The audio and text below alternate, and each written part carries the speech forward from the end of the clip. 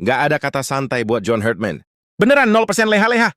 Baru 1 bulan diperkenalkan sebagai pelatih timnas Indonesia, pria asal Inggris ini langsung kerja kayak lagi dikejar.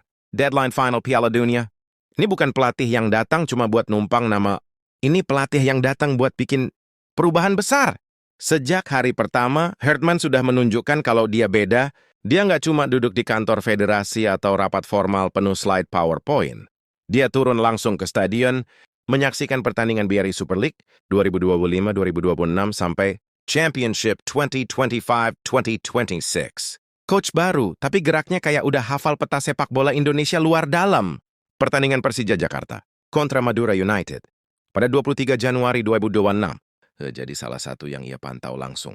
Atmosfer panas, tensi tinggi, dan kualitas pemain lokal jadi bahan observasi detailnya. Lalu berlanjut ke laga Persib Bandung melawan PSBS. Biak pada 6 Februari 2026. Hooknya? Dia nggak mau cuma lihat highlight. Dia mau lihat langsung denyut nadinya.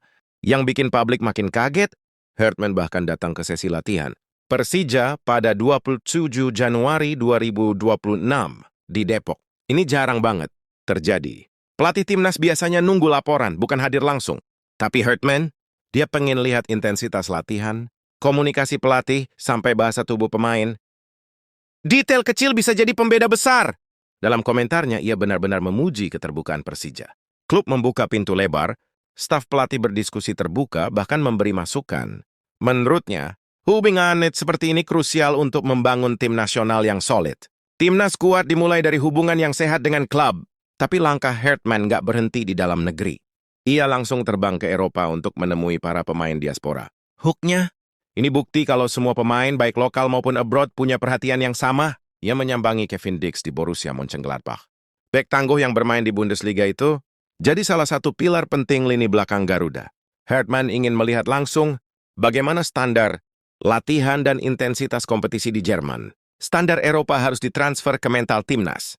Perjalanan berlanjut ke Belanda untuk menemui Dean James di Go Ahead Eagles.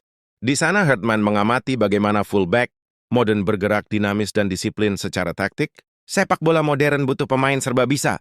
Tak kalah menarik, ia juga datang ke Italia menemui Jay Idzes di Sassuolo. Di Mapei Football Center, Herdman menyaksikan latihan tim utama dan berdiskusi langsung dengan pelatih Fabio Grosso. Show M dan Dab. Dialog lintas negara ini bukan basa-basi, ini transfer ilmu. Kunjungan itu disambut hangat oleh Sassuolo. Mereka bahkan menuliskan momen tersebut sebagai pertemuan penuh pertukaran pengalaman. Artinya, timnas Indonesia mulai diperhitungkan di level internasional.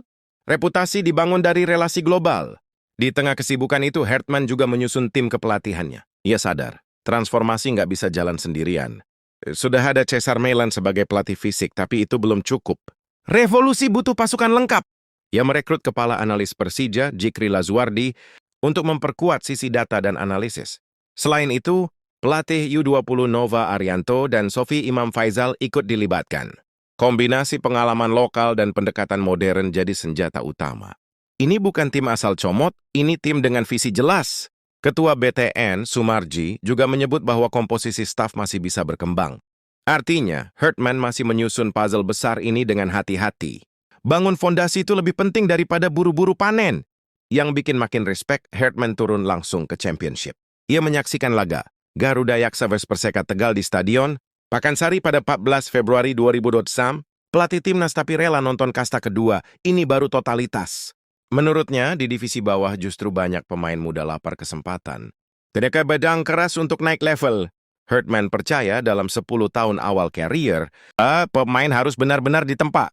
Talenta besar sering lahir dari panggung kecil. Ia juga ingin memahami struktur kompetisi Indonesia secara menyeluruh. Dari fasilitas stadion, intensitas pertandingan, hingga kultur kompetisi. Karena menurutnya perubahan gak bisa instan. Transformasi sejati dimulai dari pemahaman mendalam. Herdman menyebut proyek ini sebagai kepemimpinan transformasional. Ia ingin membawa tim yang sering dianggap underdog menjadi kekuatan. Yang disegani di Asia, dari diremehkan jadi ditakuti. Ia pun memuji dukungan federasi, terutama kepemimpinan Erick Thohir. Menurutnya, visi besar dari atas membuat arah pembangunan jadi jelas. Kalau pucuk pimpinan satu frekuensi, jalan menuju sukses makin terbuka. Herdman juga merasakan dahsyatnya dukungan supporter Indonesia. Gairah mereka dianggap sebagai angin di belakang layar. Dengan energi sebesar itu, ia yakin perubahan bisa dipercepat. Dukungan fans adalah bahan bakar revolusi.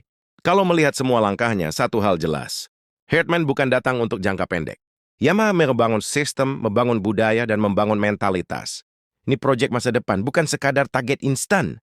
Pertanyaannya sekarang, apakah semua gebrakan ini akan berbuah trofi dan prestasi? Jawabannya memang butuh waktu. Tapi 1 bulan pertama sudah cukup membuktikan keseriusannya. Awal yang kuat sering jadi pertanda akhir yang manis. Dan kalau transformasi ini berhasil, kita mungkin sedang menyaksikan lahirnya era baru Timnas Indonesia. Era yang lebih disiplin, lebih modern, dan lebih kompetitif di Asia. Revolusi sudah berjalan, dan kita semua ada di barisan saksi sejarahnya.